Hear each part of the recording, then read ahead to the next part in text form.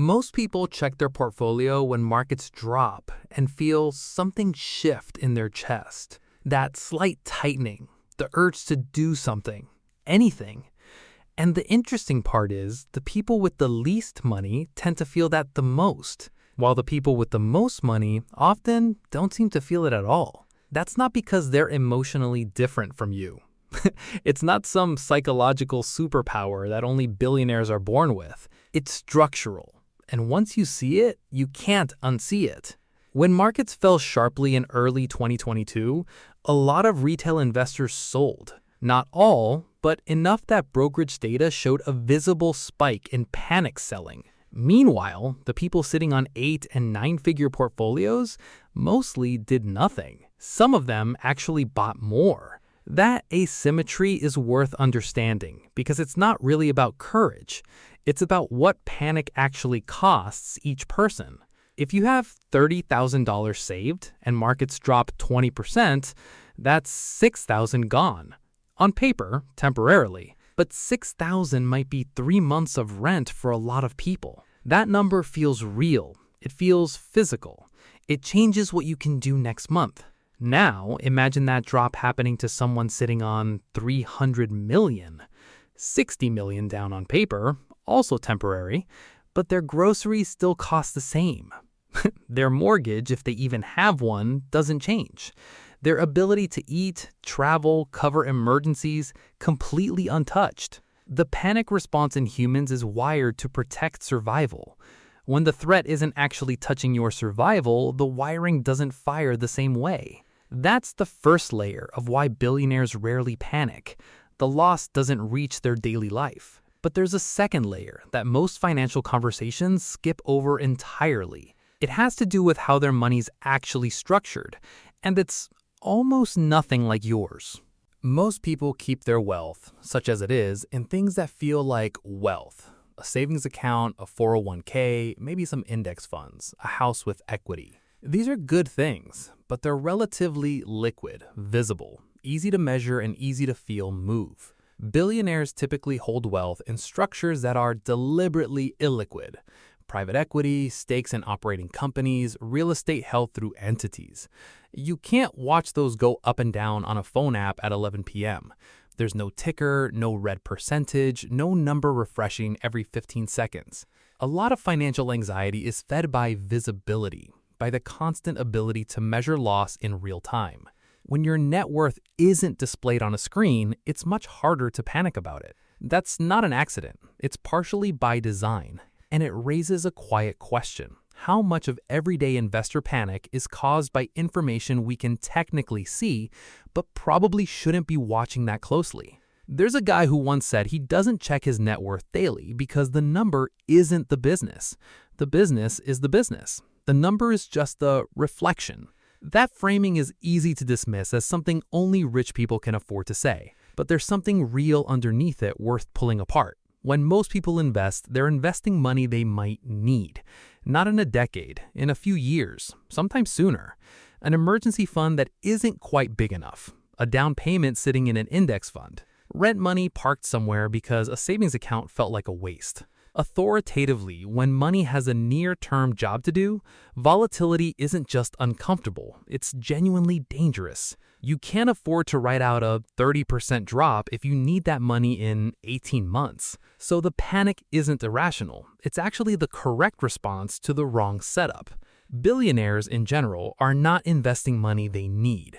They're investing surplus on top of surplus, layered so many times over that market cycles feel academic. The money working in markets is genuinely long-term because everything else is already covered. That's a different relationship with risk. Not a braver one, a structurally safer one.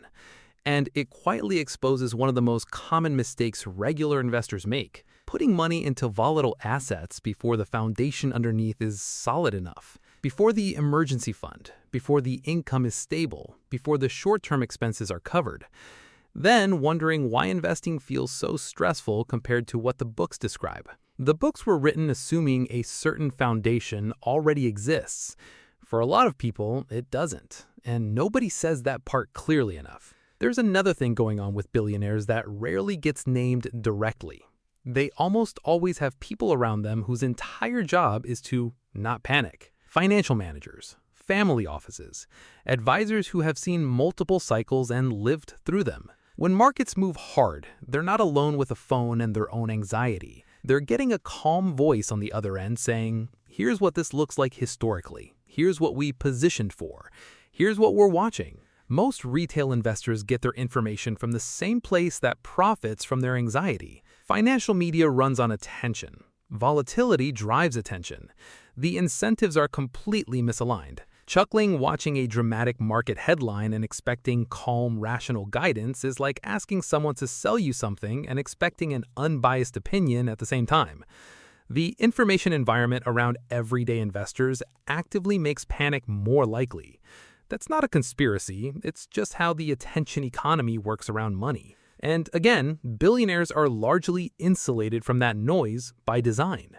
They have filters, professional ones, that cost money most people don't have. But the underlying principle, controlling what financial information you actually consume and when, that's something anyone can think about. Not checking your portfolio every day isn't ignorance. For most long-term investors, it might actually be discipline. Here's the part that usually gets left out of this conversation entirely. The calm that billionaires display isn't always wisdom. Sometimes it's just distance. Distance from consequence. Distance from the real costs of being wrong. When someone loses 40% of a $300 million portfolio, they recalibrate. When someone loses 40% of a $30,000 portfolio, they might not recover the same way. The stakes are categorically different. The calm shouldn't be idealized without acknowledging that. There's a version of don't panic advice that gets handed down from people who can afford to be wrong to people who genuinely cannot, and that gap rarely gets mentioned. So when you hear a billionaire say they don't worry about short-term volatility, that's true for them. It may not be true for you, and copying their behavior without copying their foundation is just mimicry. That's the trade-off nobody frames honestly enough. The behavior looks transferable. The structural safety net underneath it usually isn't. What actually is transferable is narrower, but it's still worth something. The first thing is time horizon clarity, knowing exactly what each pool of your money is for. Short-term money should not be in volatile assets, period. That's not a philosophy, that's just math. When that boundary is clear, you stop watching the wrong number with the wrong urgency. The second thing is consumption discipline around financial news. Not avoiding information, just being more deliberate about what you let shape your mood around money. A monthly check instead of a daily one changes the emotional texture of investing completely. Most of the movement you'd see daily is noise. The signal is in the longer arc. The third thing is foundation before growth, always. An investment account sitting on top of an unstable income and no real emergency buffer is a stress machine. It's not building wealth, it's just adding a new source of anxiety to an already stretched situation. Billionaires don't panic, partly because they've never had to build on an unstable base. Most people are trying to do both at the same time, stabilize and grow. That's genuinely hard. And it deserves to be said plainly instead of buried under generic investing motivation. The version of wealth building that works for most people is quieter and slower than what gets filmed. It involves a lot of waiting, a lot of not checking, a lot of boring consistency. Not because it's inspiring, because the alternative, reactive, anxious, short-term thinking, tends to cost more over time. Not always. Outcomes vary, markets are uncertain, individual situations differ widely. But in general, the investors who do reasonably well over long periods tend to share one habit. They made fewer decisions, not better ones, fewer. Less intervention, less reaction, less trying to be clever at exactly the wrong moment. That's something you can actually use without a family office, without a wealth manager, without a 9-figure portfolio absorbing the shocks while you stay calm.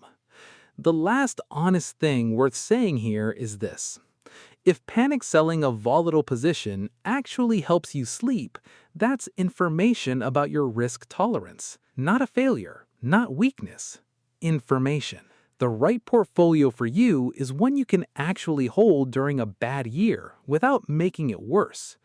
If the thing you're in is too volatile for your actual life situation, that's worth knowing before the next drop, not after. So the real question to sit with isn't why billionaires don't panic, it's whether the way your money is currently structured would give you a reason to.